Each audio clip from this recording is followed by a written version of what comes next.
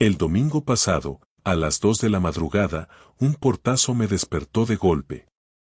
No era uno de esos que se dan sin querer. No. Fue un portazo de esos que vienen con rabia, con intención, con una historia detrás. Me levanté medio dormido, descalzo, sin camiseta, y me asomé por el pasillo. Clara no estaba. La puerta de casa seguía abierta, el viento de octubre colándose como si también quisiera enterarse de qué cojones acababa de pasar. Lo primero que pensé fue que se había peleado con alguien por teléfono y había salido a desahogarse. Lo segundo que pensé fue que tal vez me había gritado y no la oí. Lo tercero fue más raro, ¿y si no vuelve? Volvió una hora después, empapada de lluvia y con los ojos rojos. Ni me miró. Fue directa al baño, cerró la puerta y no dijo nada más. Me quedé parado en el pasillo como un idiota, sintiendo esa mezcla tan española entre orgullo y ganas de montar un escándalo. Pero me contuve. No por cobarde. Por estrategia. Ya había algo raro en ella desde hace semanas, y ese portazo era solo el aviso de que algo se había roto, aunque todavía no sabía el qué. La historia empieza ahí, con ese portazo. No en la boda, ni cuando nos conocimos, ni en el viaje a Asturias donde me pidió matrimonio. Esos detalles ya no importan. Esto va de lo que pasó en las siguientes semanas, como fui encajando piezas sin saber muy bien qué estaba montando. Y cómo, sin darme cuenta, me vi envuelto en algo que no tenía ni puta gracia. Lo más jodido de todo es que si alguien me hubiera preguntado ese mismo sábado qué tal iba mi matrimonio, habría dicho bien, como siempre. Y lo habría dicho convencido. Porque yo estaba ciego. O mejor dicho, me había enseñado a mirar solo lo que quería ver. Clara tenía una vida muy suya, y yo tenía la mía, pero dentro de lo normal. Lo normal era que ella saliera con su grupo de yoga los jueves, lo normal era que los sábados se quedara a dormir en casa de su hermana cuando hacían sus cenas de chicas. Lo normal era que yo confiara en ella. Lo que no era normal, claro, era ese portazo. Ni lo que vino después. Esa misma semana, el martes, la vi llorando en el coche. Estaba saliendo de trabajar y me crucé con su coche en un semáforo. No me vio. Tenía la cabeza apoyada en el volante y estaba llorando como si se le hubiese muerto a alguien. Me quedé quieto, mirando desde la moto, sin saber si tocarle la ventanilla o seguir de largo. Al final, el semáforo cambió y ella arrancó. Yo me quedé ahí, con el motor encendido, sin moverme, con la sensación de que acababa de ver algo que no debía. Desde ese momento empecé a mirar con otros ojos. No paranoico, pero sí alerta. Ya no era el Rubén que pasaba de todo.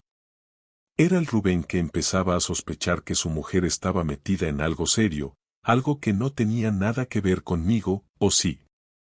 Y aquí empieza todo. Lo que viene después te aseguro que no es una película, ni un drama de Netflix. Es lo que pasa cuando una pareja se va rompiendo en silencio, y uno de los dos decide cruzar la línea sin avisar. En mi caso, Clara no solo la cruzó. La borró. La mañana después del portazo fue una de esas en las que todo parece normal pero no lo es.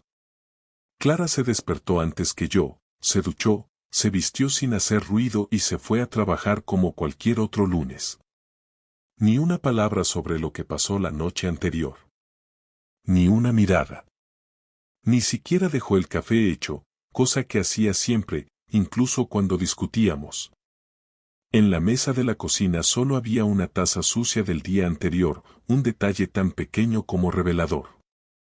Me quedé sentado frente a ella, sin tocarla, solo mirándola, y fue entonces cuando entendí que algo había cambiado definitivamente entre nosotros. No era una pelea. No era una etapa. Era otra cosa. Y esa otra cosa tenía nombre. No lo sabía aún, pero lo iba a descubrir muy pronto. Ese mismo lunes, decidí hacer lo que nunca había hecho en mi vida, salir del trabajo antes de tiempo sin avisar a nadie. Fui a su oficina, que estaba a unos 20 minutos de la mía.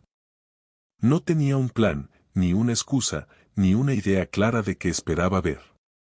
Solo sabía que necesitaba comprobar con mis propios ojos si la rutina que ella me contaba coincidía con la realidad. Aparqué frente a la agencia y me quedé observando desde el coche. Era un edificio moderno, de esos con fachada de cristal, lo que me permitió ver casi todo sin moverme. Durante media hora no pasó nada extraño. Entraban y salían clientes, una compañera le llevó un café y Clara parecía estar atendiendo una llamada. Hasta ahí todo normal. Pero a las 12:15 ocurrió algo que me hizo sentir ese escalofrío que te baja por la espalda cuando estás a punto de enfrentarte a algo que no quieres ver. Un tipo apareció por la esquina, vestido con ropa de oficina pero sin corbata, con ese aire relajado de quien no está allí por trabajo. No lo reconocí, pero vi que al entrar no se dirigió a la recepción, ni preguntó por nadie. Fue directamente al despacho de Clara. Ella se levantó de inmediato, le sonrió de una forma que no me sonreía a mí desde hacía mucho, y se encerraron dentro. Cerraron la puerta. Bajé del coche, crucé la calle, entré a la agencia como si fuera un cliente, y me acerqué con paso firme al escritorio de la recepcionista. ¿Está Clara disponible?, pregunté, manteniendo la voz neutra. La chica, joven, con cara de no saber qué hacer, miró la puerta del despacho de Clara, luego me miró a mí, y soltó un "está en una reunión" con ese tono incómodo de quien sabe más de lo que dice. Asentí y salí sin decir nada más. Me volví al coche, me senté y miré al frente, intentando no pensar. Pero era imposible. Tenía una sensación en el pecho como si me hubieran metido un ladrillo dentro. No era rabia todavía. Era decepción, confusión, sorpresa. Aunque en el fondo sabía que esa visita no era inocente, me obligué a no reaccionar en caliente. Necesitaba saber más. Necesitaba entender qué estaba pasando. Esa tarde Clara llegó a casa como si nada. Preparó la cena, se duchó de nuevo, y se puso a ver una serie en la tablet. Ni una mención a su día, ni al portazo, ni a nada. Como si hubiéramos firmado un acuerdo tácito de ignorar lo incómodo. La observé mientras cenábamos. No por paranoia, sino porque necesitaba saber si podía leer algo en su cara, si había señales que me dijeran que todo estaba en mi cabeza. Pero no. La forma en que evitaba mi mirada, el silencio entre cada frase, los toques nerviosos al tenedor, todo me decía que ella también estaba esperando que algo estallara. Pero no lo iba a hacer esa noche. El martes repetí el movimiento. Trabajo, media jornada, coche hasta la agencia. Esta vez me llevé una cámara vieja que tenía en el trastero. No soy ningún espía, pero tampoco soy idiota. Me instalé a una manzana, con visión directa al edificio, y esperé. No tardó en aparecer el mismo tipo, a la misma hora. Esta vez no entró directo, sino que Clara salió a recibirlo en la puerta. Se saludaron con 2 besos, pero con una cercanía que no encajaba con una relación profesional. No hubo abrazos, no hubo gestos escandalosos, pero la forma en la que se miraban decía más que cualquier caricia. Entraron juntos y se encerraron de nuevo en su despacho. Tomé varias fotos.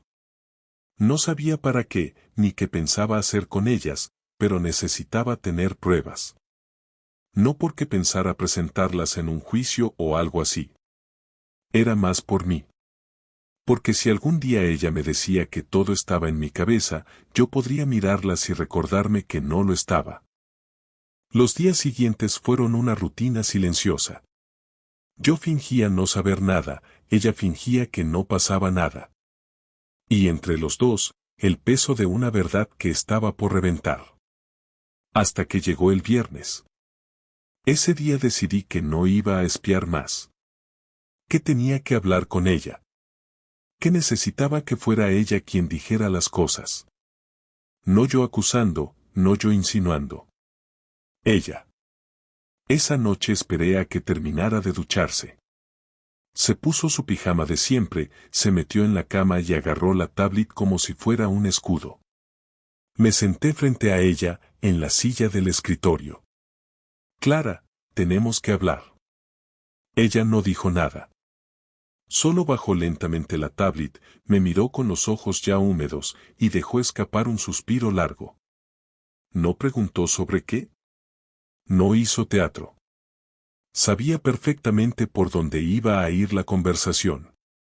Solo asintió, sin fuerzas. ¿Quién es? Su voz tembló al contestar. Álvaro. Es alguien del trabajo.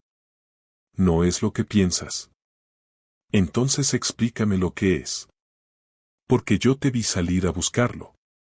Te vi reírte con él como no te ríes conmigo desde hace meses. Y sé que se encierra contigo en tu despacho todos los días. Se quedó en silencio, mordiéndose el labio inferior.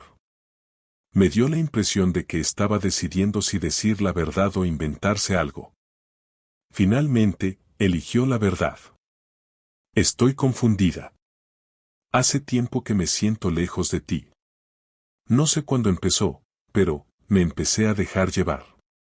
No ha pasado nada entre nosotros. Nada físico. Pero sí, me gusta. Y sé que no debería. Pero me gusta. Esa frase fue la que me dolió más. No por la confesión, sino por la forma en la que la dijo. Como si estuviera contando algo inevitable, como si simplemente se hubiera dejado caer en los brazos del destino. No había arrepentimiento. Había resignación. Y eso me partió por dentro más que si me hubiera dicho que se acostó con él. No supe qué decir. Solo la miré, esperando sentir algo claro, rabia, tristeza, alivio. Pero no sentí nada. Solo un vacío enorme. Un silencio que no se podía llenar ni con todas las palabras del mundo. ¿Quieres dejarme? Le pregunté, sin rodeos. Ella negó con la cabeza. No lo sé. No quiero perderte, pero tampoco sé si quiero seguir como estamos. Esa noche dormimos en la misma cama, pero no hablamos más. Nos dimos la espalda, como dos desconocidos atrapados por los años y el miedo. Yo ya sabía lo que venía. Solo faltaba que llegara. El sábado por la mañana me desperté con la mandíbula apretada y los ojos secos, como si hubiese pasado la noche peleando conmigo mismo en sueños. Clara seguía dormida, de lado, con la sábana hasta la cintura. Me quedé mirándola un buen rato, no con cariño, tampoco con odio, más bien con una especie de extrañeza que me costaba identificar. Era la misma mujer con la que había compartido 7 años de vida, la misma con la que me había reído tantas veces, la que me conocía mejor que nadie. Pero en ese momento, acostada a mi lado, parecía otra persona. No por su rostro ni por su cuerpo, sino por todo lo que ya sabía de ella y que no me había dicho hasta que la obligué a hacerlo. Me levanté, me vestí sin hacer ruido y salí a la calle. Caminé durante más de 1 hora sin rumbo. Solo necesitaba pensar, o al menos intentarlo, porque en mi cabeza no había pensamientos claros, solo un revoltijo de frases sueltas, recuerdos y preguntas que no llevaban a ninguna parte. Al volver a casa, Clara ya estaba levantada, preparando café en la cocina. Me saludó con un tono neutro, sin rastro de culpa ni alegría. Solo una formalidad. Nos sentamos uno frente al otro como si estuviéramos en la sala de espera de una consulta. Me preguntó si quería salir a almorzar o si prefería quedarnos en casa. Le respondí que hiciera lo que quisiera, que por mí estaba bien cualquiera de las dos cosas. Ella asintió y no insistió. Comimos en silencio, y después cada uno se encerró en una habitación distinta. Fue ese tipo de convivencia en la que la rutina se convierte en el refugio para evitar decir las cosas importantes. Pero yo sabía que eso no podía durar. Que si no se decía todo, acabaríamos pudriéndonos dentro de esa falsa calma. Esa misma noche le propuse hablar de verdad. Nada de frases sueltas, ni evasivas, ni pausas incómodas. Le dije que si íbamos a intentar arreglar algo, aunque fuera desde los escombros, necesitaba entender todo. No detalles morbosos, no números de veces, ni fechas exactas. Lo que necesitaba saber era por qué, cómo empezó, en qué momento sintió que yo ya no contaba. Se quedó en silencio durante casi medio minuto, respirando hondo, sin atreverse a mirarme directamente. Al final habló, y lo que dijo no fue lo que esperaba, pero tampoco me sorprendió tanto. No empezó con Álvaro. No fue él el primer error, dijo con voz baja. Solo fue el primero que tuviste. Me quedé quieto. Ni me moví. Solo la miré y esperé a que siguiera. Hace 2 años, cuando estuve en Barcelona por la formación de la empresa, conocí a un tipo en el hotel. Era mayor que yo, casado también. Coincidimos en el desayuno, luego en una charla, y terminamos hablando más de la cuenta. Me sentí escuchada, valorada, no sé. Fue solo una noche. Pero cuando volví, sentí que algo en mí ya se había roto. La sinceridad me dejó seco. No me gritó, no lloró, no suplicó perdón.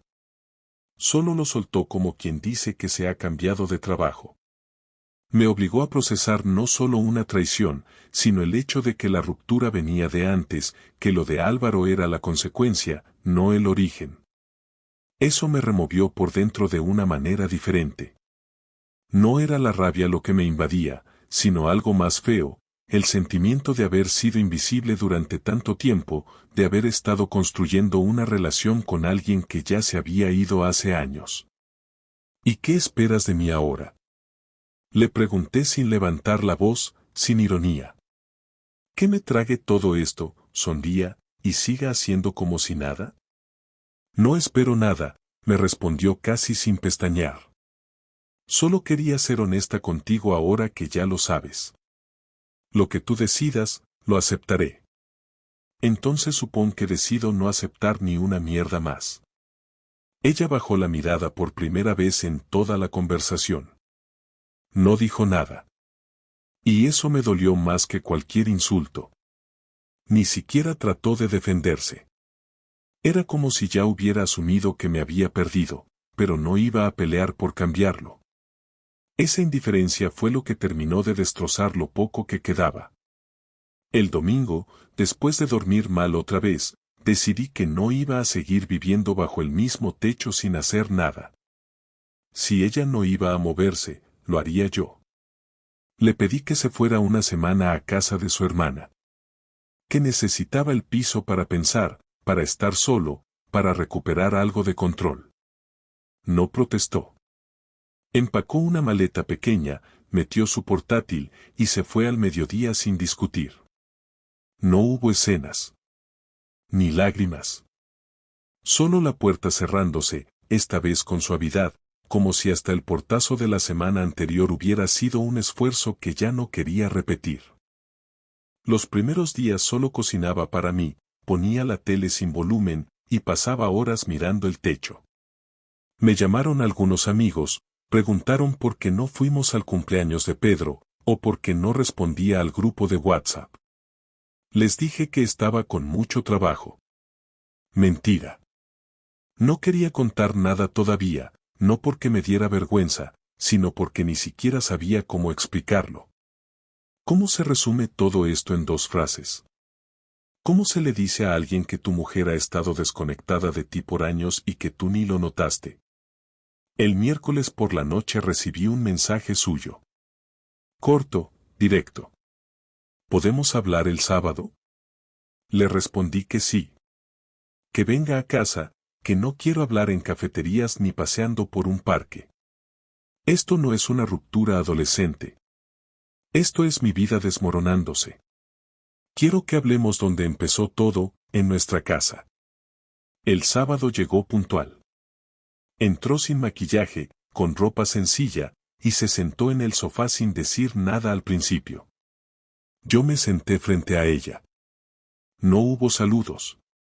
Solo empezamos a hablar. ¿Sigues viéndolo? A Álvaro, no a nadie. Te lo juro. ¿Y eso es porque te arrepientes o porque te pillé? Es porque no quiero seguir huyendo de lo que pasa entre nosotros. Porque ya no quiero mentirte. Porque tampoco quiero seguir mintiéndome a mí misma. ¿Y qué quieres entonces? No lo sé. Pero sé que así no puedo seguir. Y tampoco te quiero arrastrar conmigo si no quieres quedarte. La conversación duró más de 1 hora. No hubo gritos. Solo verdad. Y esa verdad fue más violenta que cualquier discusión. Porque ya no se trataba de si me había sido infiel. Se trataba de que había dejado de elegirme cada día durante demasiado tiempo. Y yo, por comodidad o por miedo, había hecho lo mismo sin darme cuenta. Al final, le dije que necesitaba más tiempo. Que no sé si la quiero todavía, o si la quise alguna vez de verdad, o si simplemente nos aferramos a una imagen antigua que ya no existe. Ella entendió. Se levantó, cogió su chaqueta, y me abrazó. Un abrazo sin intención, sin pasión, sin esperanza. Solo un gesto mecánico de despedida. Esa noche, por primera vez, no me dolió su ausencia. Me dolió mi silencio de todos estos años. Y eso, en cierto modo, fue más duro que todo lo anterior. El domingo siguiente me levanté con una claridad que no había tenido en semanas. No era paz, tampoco era tristeza, y mucho menos perdón. Era decisión.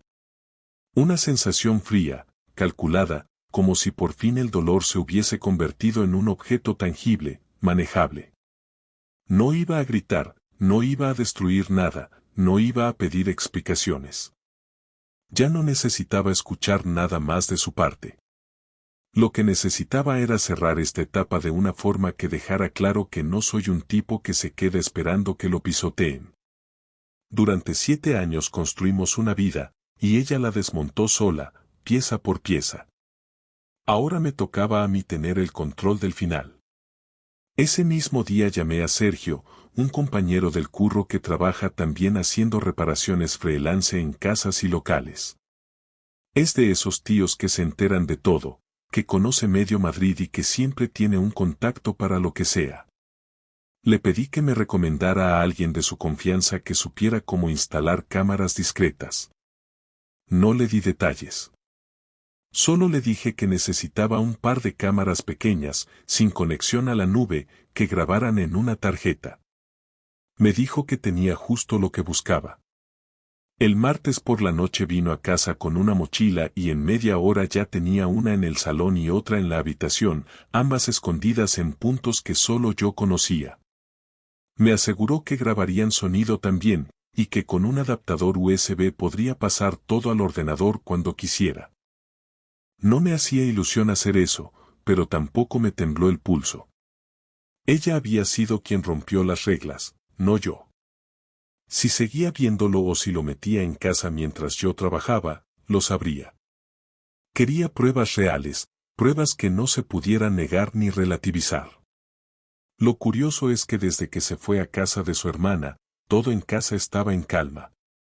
Yo dormía mejor, comía sin ese nudo en el estómago y hasta trabajaba con más concentración.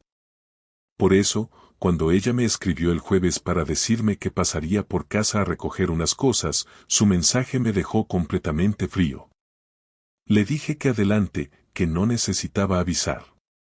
Sabía que iba a aprovechar para revisar mi humor, para tantear si yo aún tenía alguna intención de seguir intentando lo imposible. Lo que no sabía ella era que ya había dejado de ser su marido emocionalmente. Lo que quedaba ahora era el proceso práctico, el desmontaje ordenado de un matrimonio fallido. El viernes me aseguré de vaciar la tarjeta de las cámaras. No había nada extraño, solo imágenes de mí comiendo solo, viendo la televisión, limpiando el baño. Ni rastro de Clara. Ni un sonido. Por una parte, me alivió saber que no me estaba mintiendo en ese aspecto. Por otra, me jodió darme cuenta de que su ausencia me resultaba cómoda. Como si nunca hubiese estado realmente en esa casa, solo ocupando espacio, dejando ropa en las sillas y platos a medio fregar. El sábado llegó con puntualidad. A las 11 de la mañana tocó el timbre y entró con una mochila al hombro. Me saludó sin entusiasmo, pero con ese tono amable que solo se usa cuando se intenta evitar un enfrentamiento. No me levanté del sofá. Le señalé con la cabeza hacia el armario donde aún tenía algunas cosas y ella fue directa. Durante 15 minutos no se escuchó nada más que el sonido de perchas moviéndose, cremalleras y el cierre de una maleta. Cuando volvió al salón, se quedó parada frente a mí.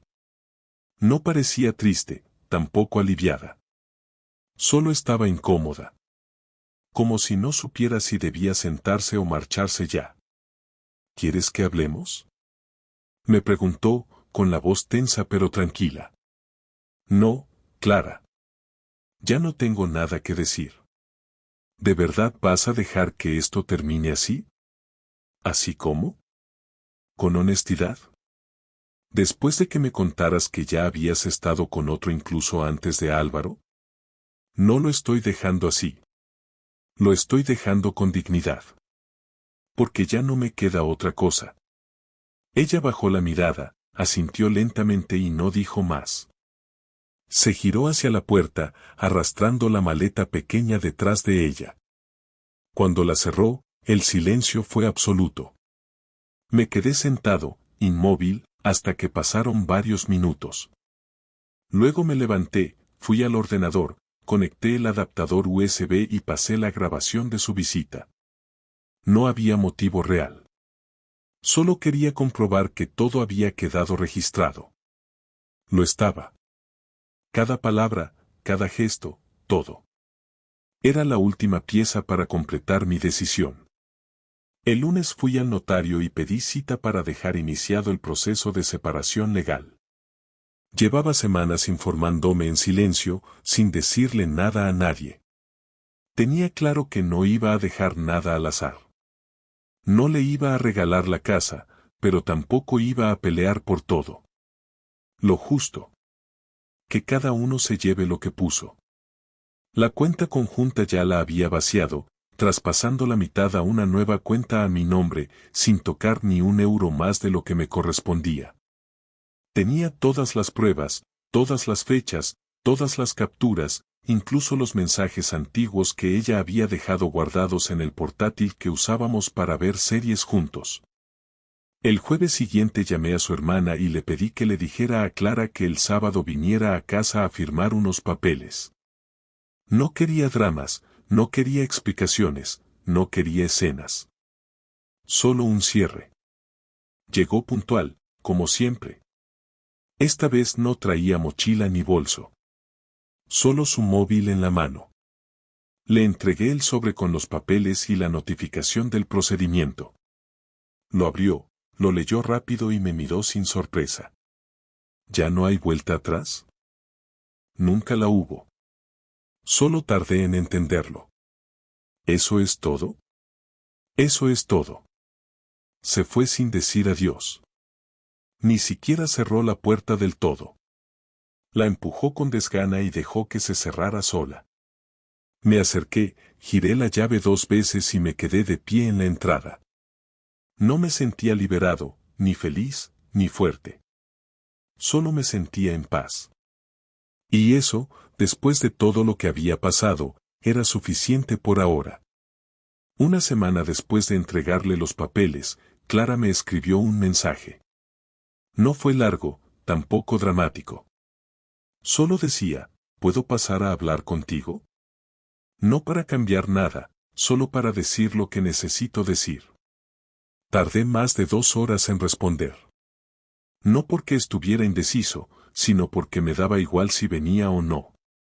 Pero al final acepté, no porque creyera que podía salir algo bueno de esa charla, sino porque necesitaba escuchar, por última vez, todo lo que no había querido decir en voz alta desde que todo se vino abajo. Le dije que pasara al día siguiente a las 8 de la noche, después de que yo saliera del trabajo, que no trajera nada, que solo viniera si de verdad quería hablar, no a repetir excusas o a revivir lo que ya estaba muerto. Llegó puntual, como siempre. Entró sin tocar el timbre, como si todavía fuera su casa, y se sentó directamente en el sillón del salón. Yo la miré desde el marco de la puerta, esperando que dijera algo. No lo hizo. Solo se acomodó el pelo detrás de la oreja y bajó la vista, como si le pesara estar ahí, pero al mismo tiempo supiera que no podía seguir adelante sin hacerlo. Me senté en el sofá frente a ella y esperé. No tenía ganas de iniciar nada. Si tanto quería hablar, que hablara. No vengo a justificar nada, Rubén, dijo finalmente. Solo vengo a pedirte que me escuches. No espero que me perdones, ni que me entiendas, pero hay cosas que tengo que decirte porque me las estoy tragando desde hace meses, y si no las saco ahora, voy a seguir con esta sensación de nudo en el pecho el resto de mi vida.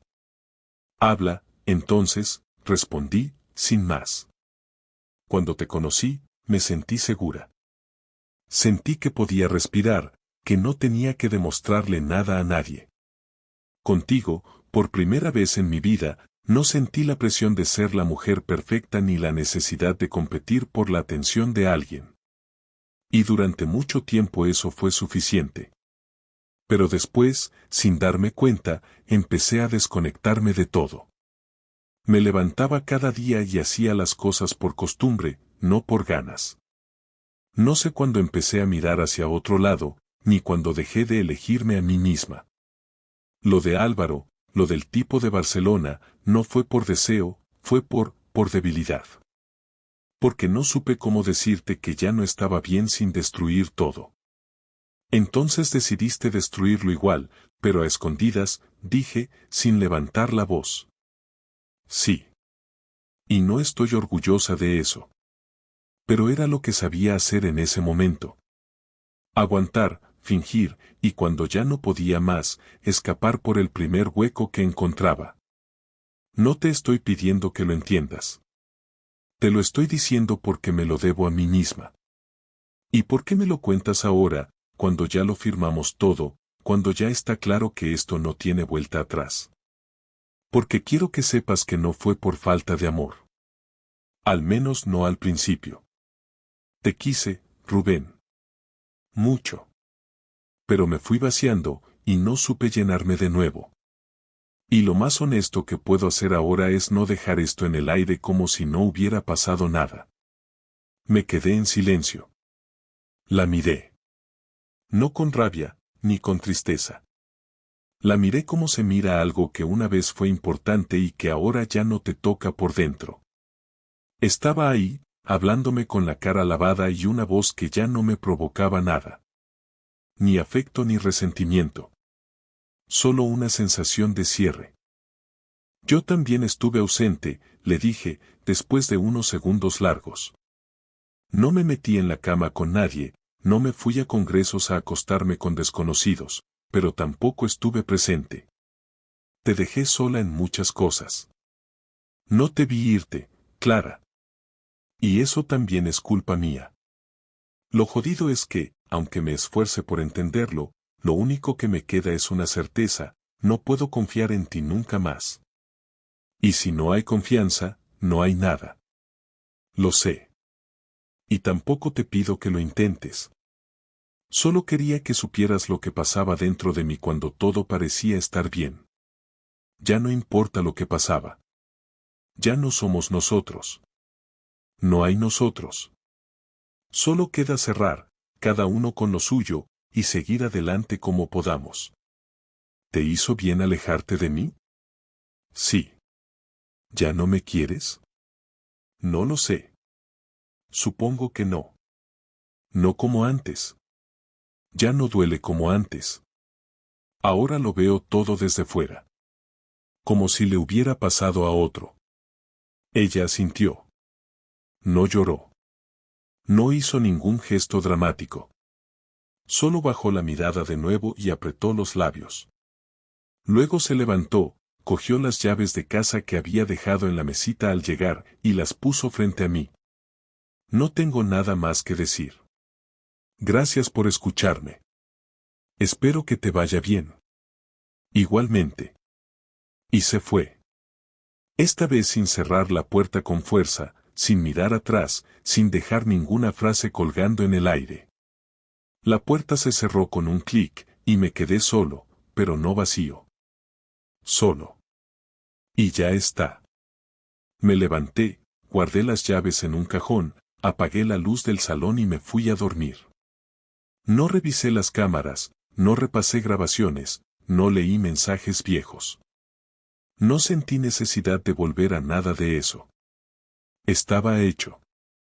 Al día siguiente me desperté antes del despertador, desayuné sin prisa y me fui al trabajo. Era la primera vez en semanas que hacía todo sin sentir que arrastraba una mochila llena de piedras. No fue felicidad, no fue alivio. Fue normalidad. Y esa normalidad me bastó para saber que había salido de eso con lo justo, pero entero. Pasaron 2 semanas desde aquella última conversación. No volví a saber de Clara ni por mensajes, ni por llamadas, ni por terceros. No preguntó si estaba bien, no envió correos para revisar detalles del proceso legal, no intentó reabrir la puerta que habíamos cerrado.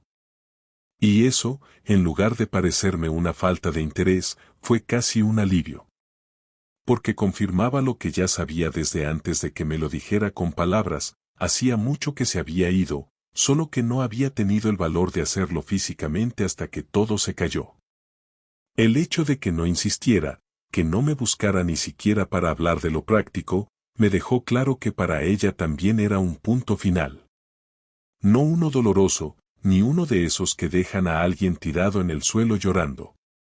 Un final tranquilo, de esos que simplemente marcan el límite entre lo que fue y lo que ya no va a volver a ser. Durante esos días, mi rutina empezó a estabilizarse. Trabajaba de lunes a viernes, salía de la oficina a las 6, volvía a casa, cocinaba lo justo y dormía sin dificultad. Los fines de semana me propuse ordenar todo lo que habíamos acumulado durante años, empezando por los cajones compartidos, las estanterías llenas de cosas que no servían para nada, las cajas guardadas en el trastero con fotos, papeles, adornos de Navidad y ropa de otras temporadas. No me puse a llorar mirando un marco, ni me quedé con una carta en la mano temblando de emoción. Solo fui separando lo que me servía de lo que no.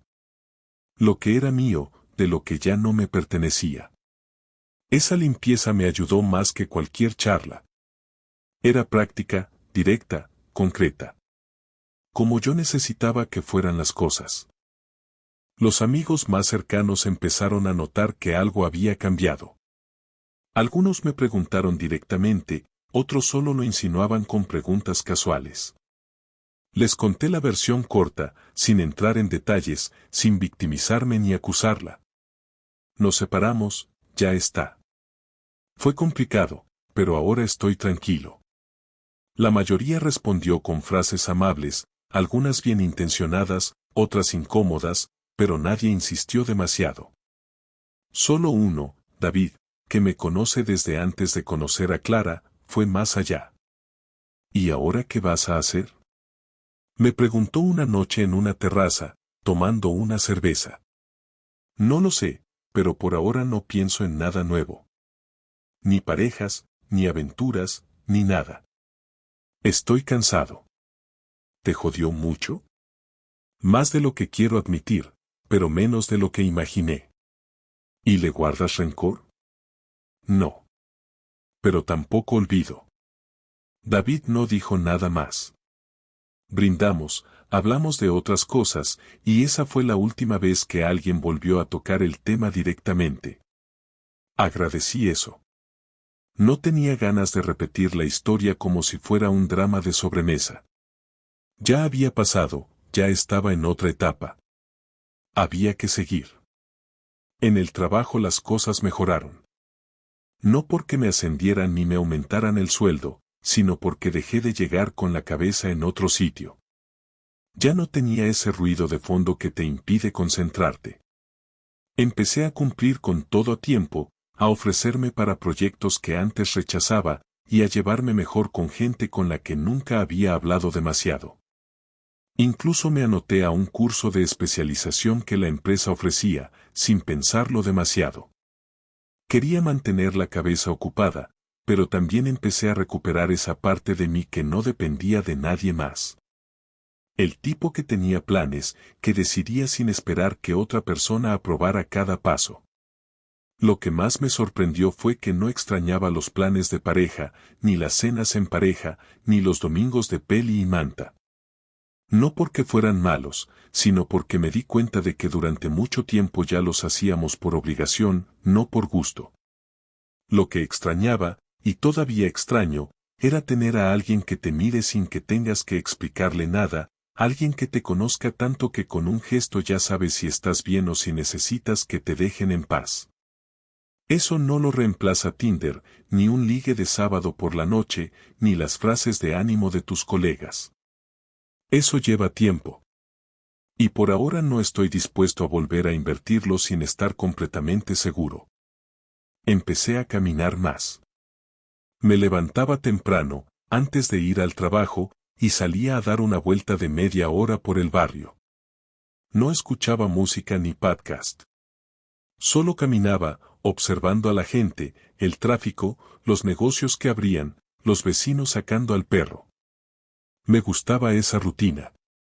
Me recordaba que la vida sigue, aunque por dentro estés desmontando todo. Después del trabajo, a veces me pasaba por el gimnasio, otras veces simplemente me iba directo a casa. Me cocinaba algo sencillo, veía algún partido o una película sin terminarla, y me dormía temprano. No era una vida emocionante, pero era mía. Y eso bastaba. Clara no volvió a escribirme. No llamó, no pidió verse de nuevo, no apareció en la puerta para revisar cómo iba el divorcio. Todo lo hizo su abogado, con quien tuve 2 reuniones y resolvimos todo sin conflicto. La casa se vendería en unos meses y cada uno se quedaría con su parte.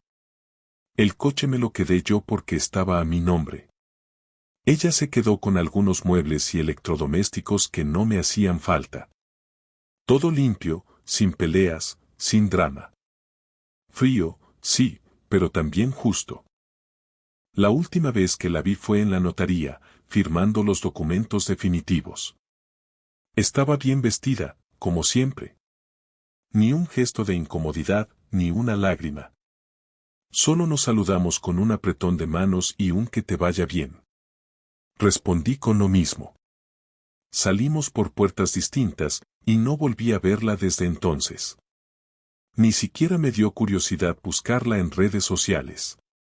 No porque no me importara, sino porque no quería volver a conectar con una versión de mí que ya no existe. Ahora, 3 meses después, escribo esto no porque quiera contarle mi vida a desconocidos, sino porque necesitaba dejarlo por escrito. Porque a veces las cosas no se entierran del todo hasta que las ves ahí, frente a ti, con palabras completas. Me jodieron, sí. Me traicionaron, también. Pero no me rompí. Y eso es lo único que me interesa recordar. No tengo planes a largo plazo, no estoy buscando una nueva historia, ni pretendo hacerme el fuerte. Solo estoy bien. Y para mí, después de todo, eso ya es mucho más de lo que pensé que podría decir. Estoy bien. Solo. En paz. Sin tener que fingir que todo está bien cuando no lo está. Sin mentirle a nadie, ni a mí mismo.